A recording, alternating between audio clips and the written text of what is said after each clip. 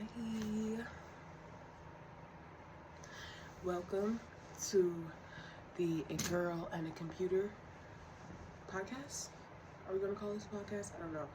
The setup is really kind of fucked, not gonna lie, but it's my first episode, so don't hate.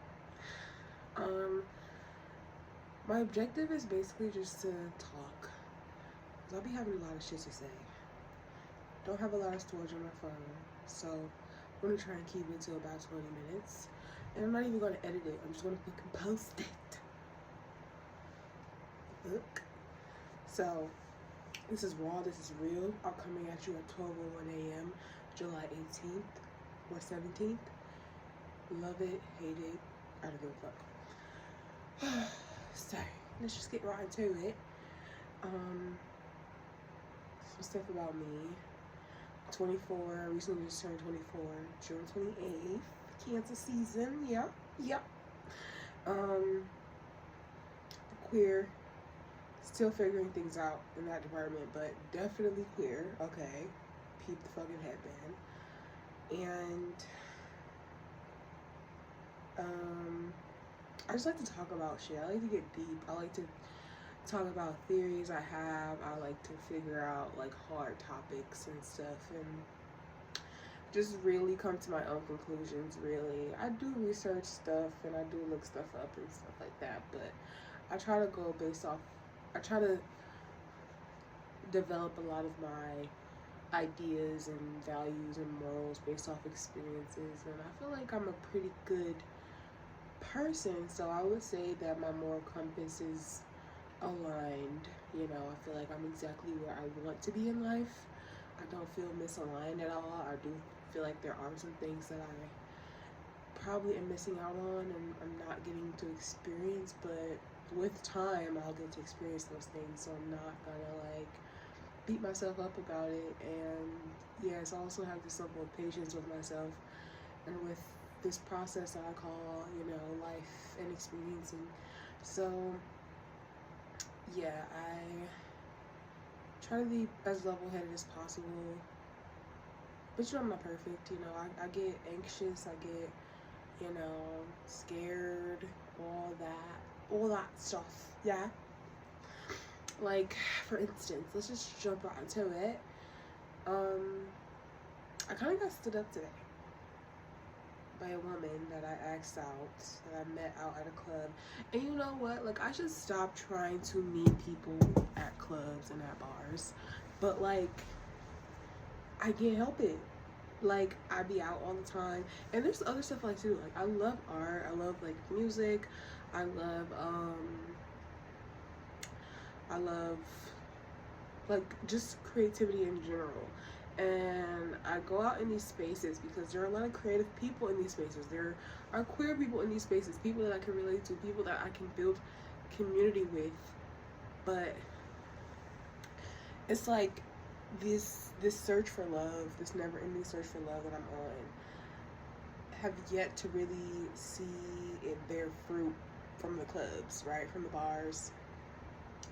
But anyway, let me just tell you the story. I met her a year ago, and she like pulled me to the side and was like, oh, we talked for a second. I thought she was feeling me, but she wasn't. She kind of walked off, but I saw her again recently, and I went up to her and I approached her and I made it very clear that I was interested in her. She gave me her number. I started texting her. I saw her again just randomly, and I was like, this is a sign. I asked her out. And we were supposed to go out today, / yesterday, and she rescheduled, or she said we should reschedule, and she basically canceled. And so I didn't even try to reschedule because you just fucking canceled on me.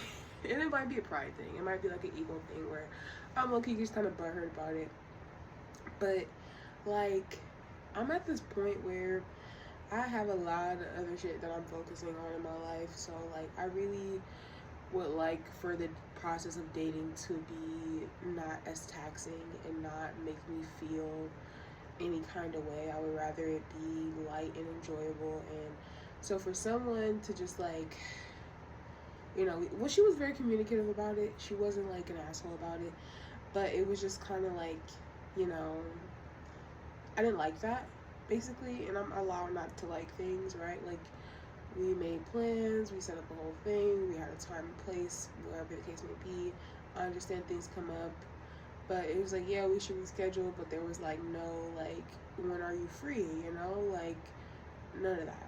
So I was just like, you know what, I'm not gonna worry about it. I'm just gonna let it be its own thing. And it was like, I was interested in her, but I wasn't. It was one of those things where I was definitely more of the like initiator, and it was all very new. Like, I had literally just like met her again, I guess. So there was really no way of like being like, I couldn't tell if she was into me or not, whatever. But she gave me her number, right? So she was clearly into me. But ultimately, I just decided to not give a fuck and just be like kind of avoidant, low key, and just like not hit her back, because one, I knew it wasn't gonna happen. So when she texted me that, at first I was like, okay, well, she was like, well, I'll let you know by 6. And the type of person I am, I'm not gonna wait around for you, right? So when she said that she might have to reschedule, I just automatically assumed we weren't gonna go. So yeah, I went home and I took a fucking nap. And while I was napping, she texted me and confirmed that we weren't gonna be able to go. And I guess I do appreciate the courtesy text, but it just kind of was like, I'm not waiting around for you to like, you know what I mean? You know what I mean? So, and then it was like that expectation for me to even wait around kind of threw me off even. But I've always known that I like women, but I've kind of found this newfound confidence and comfortability in my own skin, who I am and where I'm at and the people that I'm around, right? Where I feel comfortable enough expressing these parts of myself and showing the world, like, yes, I am a queer woman, I like women, I like men, I got a fucking cat. Cheap. Hey.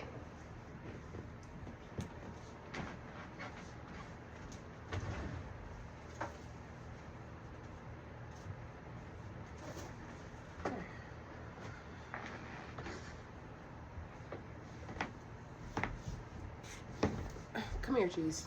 Since you want to be seen so fucking bad. Come here. Come here. Come on, let's just hang out. Let's hang out. It's okay, baby. He's so annoying. Anyway, I got a wedge now. Cheese, you can be in here distracted. Men are so annoying. He's a boy cat. Anyway, what was I talking about? Oh yeah. So I'm new to this. You know, the term baby gay, as patronizing as it is, it got some realness to it. Like, another thing that I think about is like, maybe she could tell that I wasn't super experienced as a gay woman and she just wasn't feeling that, right? Like, I remember this one time I was out dancing and this girl, like, she was low-key checking me out, and I think she was hitting on me, but at the time I had just broken up with a man. So I started talking to her, and out at the same club. And at this time, I definitely identify as a queer woman, but I was like in the throes of it with a man, and she was hitting on me, and we were like dancing and talking, and she got me to talking, and I was like talking to her about this man, and I literally started crying about him. And now that I look back at it, I'm like, this girl was fully hitting on me, trying to get with me, and I was in her face crying about a man. Like, such like a baby gay ass thing to do, right? Like, I just felt so stupid. And I'm like, I just have to go through these things. I have to like be an idiot and be bad at this first. I have to like get rejected. I have to get like, you know, do stupid shit in front of like gay women and look like an idiot before I kind of like am good at it. And that's the hard part of it all, really. Like, a part of me wishes that I got a grip on this sooner, like back in high school, rather than when I'm like 23 and 24. Because like, the thing is, I've always like had crushes on little girls, and like, you know, knew that my interest was there. It was just that like initiating it and acting on it was always something that I was kind of nervy to do. So yeah, another thing it kind of plays into my dating life right now is I'm actively trying to lose weight and get more fit. Honestly, I've come a very long way, I'm not gonna lie, as far as like strategy and building discipline and having a solid workout routine and developing better eating habits. This month I'm kind of in like a maintenance phase where the goal wasn't really to lose weight, but more so kind of reset my metabolism and stay at the same number for the whole month. And honestly, I've been doing great with that. Outside of some fluctuation from like hormonal stuff and drinking, because I have been out a little bit and drinking a little bit, and just stuff like that, right? Like periods and lunar phase and all that. So I do kind of feel like, even though I'm not close to my goal with strategy that I have been building with weight loss, I do feel like I'm kind of right in the middle of it, and like definitely closer than I've ever been to getting down to 100 pounds. So I started off at 280 pounds, and I am trying to get to 180 pounds, right? And right now I'm at 253. So like I'm like, you know, almost down 30, which is great, you know, like that. It took me 6 months to get to this point. 30 pounds in 6 months, like that's pretty good. I did stall, which is why I decided to eat at maintenance for a while and just like work out. And honestly, it's like this is a month to see how far I've come and like how I will be able to do with these habits of moving more, eating healthier, and eating more balanced meals, and exercise, and just being more mindful in general.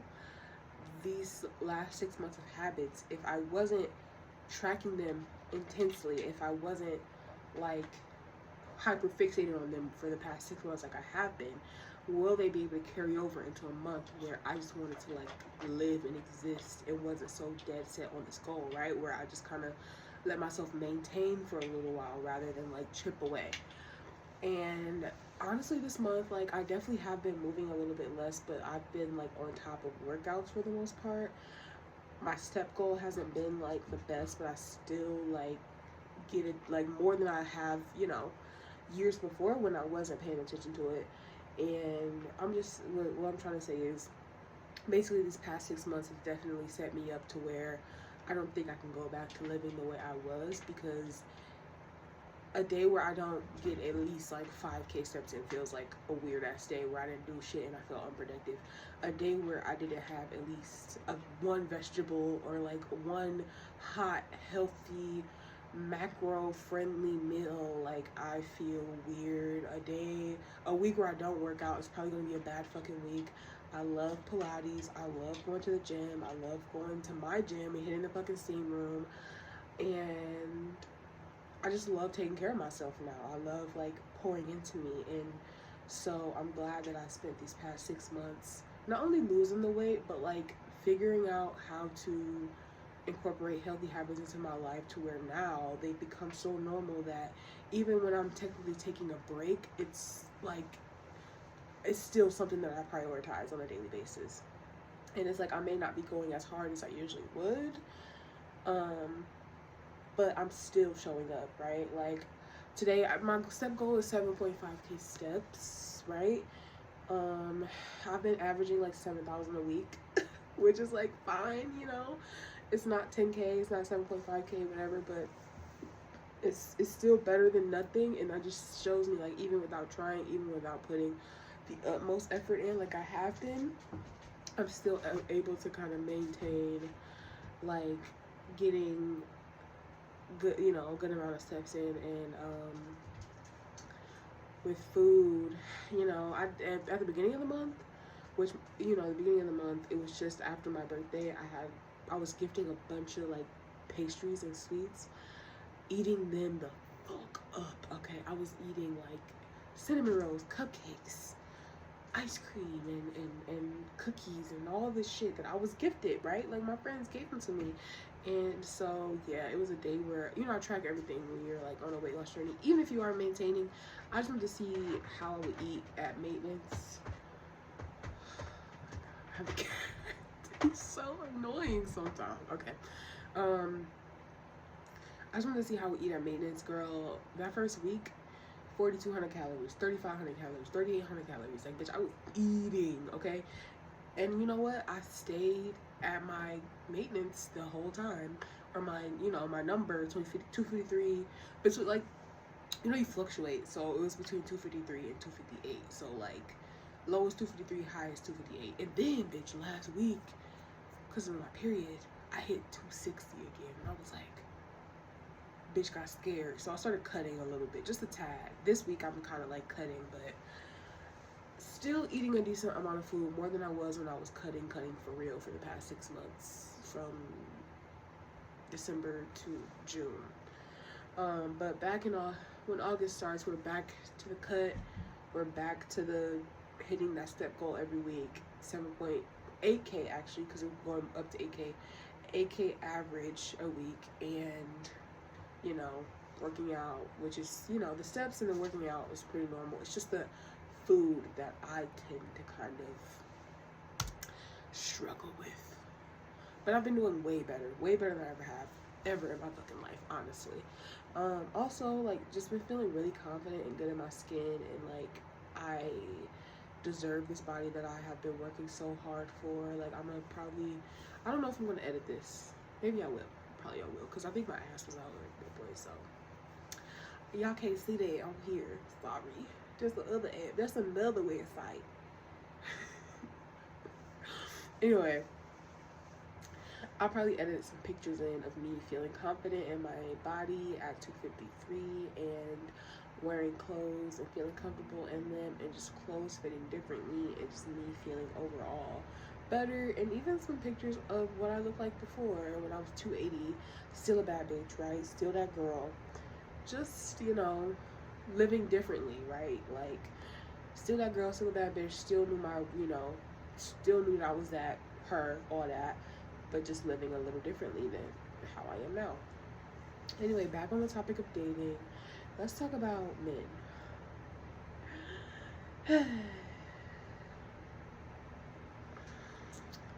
The plot thinnens. Okay, I'm not really into men right now as much as I used to be. I was really into men for a long time. I was like seething for their validation, and like literally like drop of a dime, a man talk to me, I would be like, if he was cute, right? Because I have taste in that regard, but I'm still attracted to them, but I'm just over their vibe. Like, a lot of the men that I talk to are so surface level, or they're just so unhealed and so like just awful, low key, to where I just am like what the fuck? Like, what is happening? What is happening? It's just awful. Like, I dated a guy last year, and we weren't really together, but we were dating, right? And it wasn't, I really liked him a lot, and he was just like the worst. Like, he was so, like, he hated himself, and he made it everybody else's problem. Like, his self-hate was like projected onto almost every relationship that he had, and he had no ambition. He had no desire to like change his life in a big way, but like clearly needed to make changes in his life just to be a more fulfilled human. And at that time, I was honestly getting very comfortable with who I was. So it was like I was around this person who hated themselves while I was actively learning to love myself and prioritize me every single step of the way. So he's moving in a way where it's just extremely kind of like emotionally dense, emotionally stunted, intellectually stunted, and I'm trying to make it work with him, and I'm shooting myself in the foot, because why the fuck are you trying to make work with a person like that? What's wrong with me? And eventually it just kind of crashed and burned, and we were on and off for a little bit, and eventually we were off. And once we were off, like, the realization hit, damn, I've been letting this lame ass nigga fuck on me take me out. I've been being seen with him out in public for the past like 5 or 6 months. I need to get my shit right. Why the fuck do I think I deserve this shit? So that's where this weight loss and lifestyle change thing came from, because it was like, I deserve so much better. I need to put myself in a position where I'm attracting better, and I am aware that there is better out there. Like, I need to put myself in a position where better is easier for me to access, rather than me settling for the crumbs that I'm fucking getting. And it wasn't like, even back then, I was getting like bad treatment, or I was getting like bad like options in love. It was that my choices were like, I was choosing like duds, right? Like, I was choosing assholes. Like, there was one guy last year that I talked to, but he was honestly pretty cool, and he was very reasonable, and he was aware of where he was at, and he was also like not willing to go much farther with me, knowing that he couldn't give me what he wanted, but he at least wanted to kind of maintain a friendship, and I wasn't with it. I was like, no, I'm trying to okay. But you know, I ended up like kind of snapping on him a little bit, and so with that, the relationship kind of never developed from that. And I tried to reconnect with him this year. He wasn't feeling it, because I decided to like, you know, cut him out, despite him trying, at least, you know, knowing where he was at. Like, you know, he know that he can't give me all of what I'm looking for, but like, with time, friendship, and development, you know, you never know what could happen. I just wasn't with it. And now my mindset has changed, where I am more open to kind of being friends first and seeing where things go, and like seeing that person grow and develop, and seeing who they turn into. Because honestly, like, the relationships where I've had romantically, where that was a factor, where there was time spent over time, like, you know, we've seen each other grow and develop, those were some of my more successful relationships. Those are more of my like fulfilling relationships, where I felt comfortable and safe around that person. And you know, for so long I never gave myself the opportunity to explore relationships in that, you know, that type of dynamic. But when I was forced to, it was like one of the best relationships I'd ever had. I have a crush that's a guy. He works at this bar that I go to. I know, bar.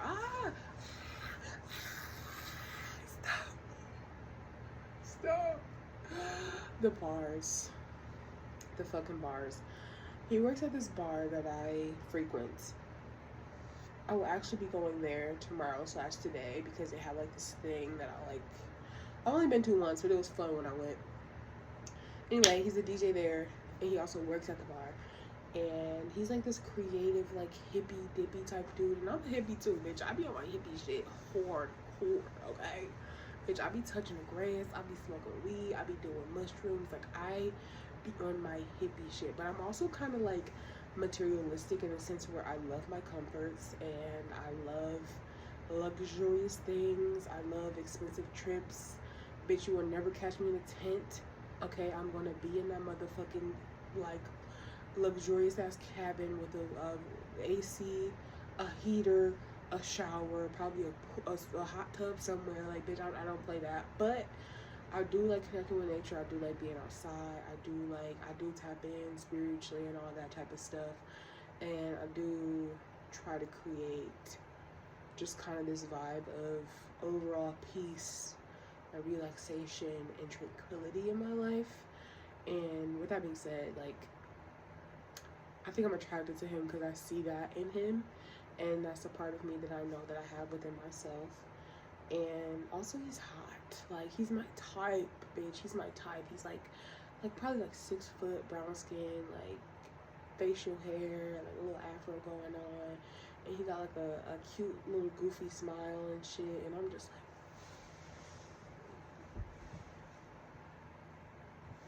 bitch, like, I need that like yesterday.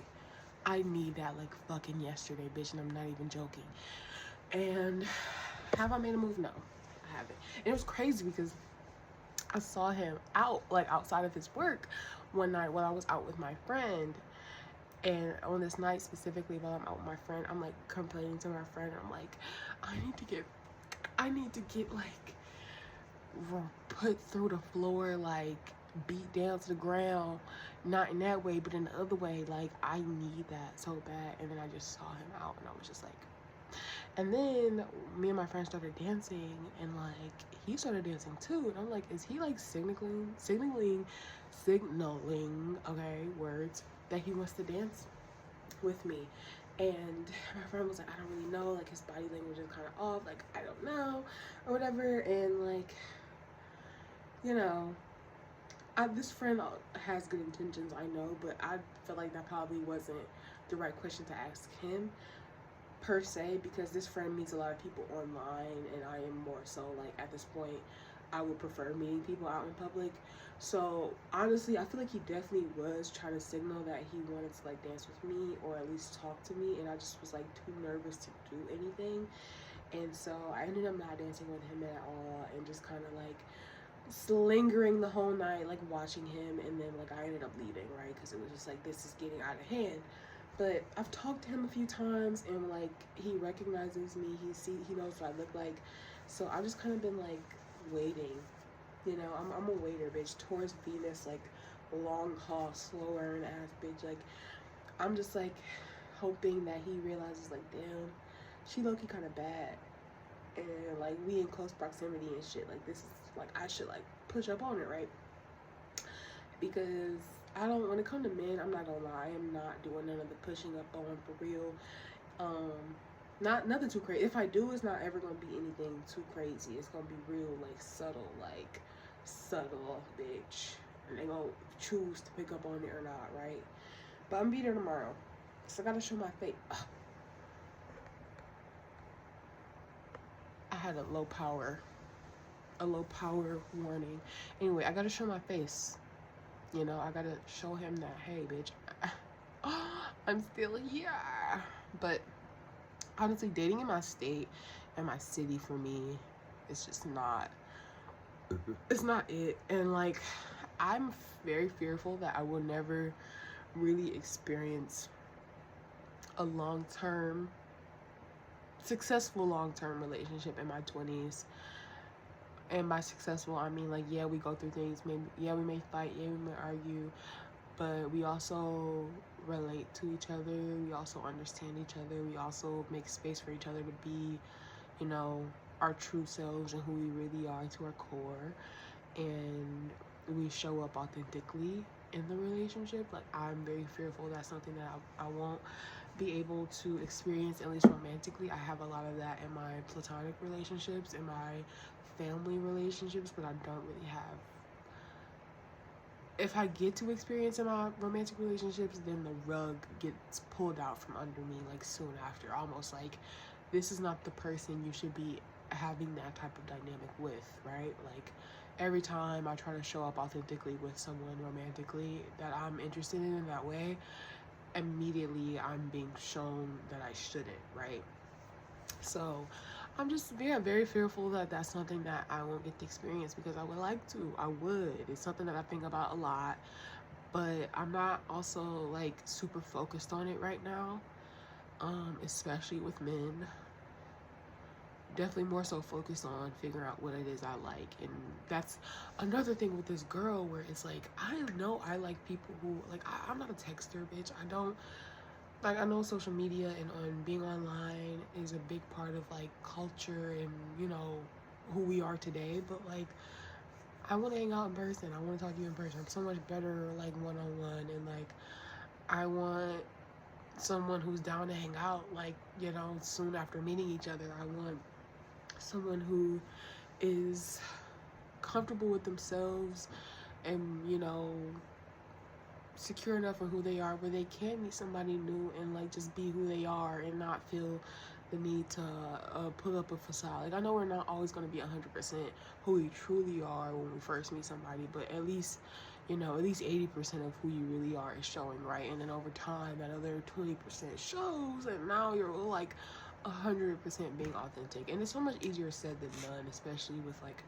how things are today, but it is something I'm looking for. So I'm like, with that girl like canceling on me, I know that it's important to me that whoever I'm dating is like comfortable with meeting up with me pretty soon after we meet.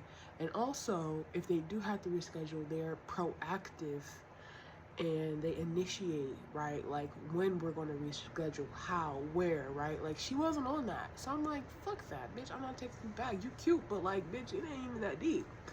Anyway, last topic before I log the fuck out. Struggling with cutting out time for creative endeavors. Okay, so this one is actually why I'm here doing this video, because there are so many things that I want to do as far as creativity. Like, I want to sew, I want to dance, I want to draw, I want to paint, I want to color, I want to write, I want to film, I want to do everything, bitch. And there's just not enough hours in the day. And also, sometimes, like, with me, I'm not even gonna lie, I'm a money hungry ass bitch, okay? So with a lot of creative endeavors, if they're just for fun, they're not lucrative, right? They don't bring in any money. And so I am deterred by that sometimes, because I am such a, like, how can this make me some money? And you know, you don't need to monetize all your creative hobbies and all that. You don't need to monetize everything, especially if you're not good at it, bitch. Like, girl, like that pressure to be good at something and then make money off of it, like, girl, let yourself be bad at it before you worry about making money from it. But there are some hobbies that I do want to monetize, like, for sure. Like, I want to monetize sewing, and I want to monetize filming things, and those are like two that I know for sure I want to monetize. But those are also the two that I seem to be the worst at. Like, I'm a pretty good dancer, I'm a pretty good writer, and as far as like paint and stuff, like painting, I'm pretty decent at that too. Like, I don't know if I would like sell any of my work. Painting is the one thing that I actually don't want to monetize for sure, just because like it is just something that I do for fun, you know? And it's just like, it's just kind of fun to do, like playing with paint and stuff like that. But I don't prioritize creativity as much as I feel like I should,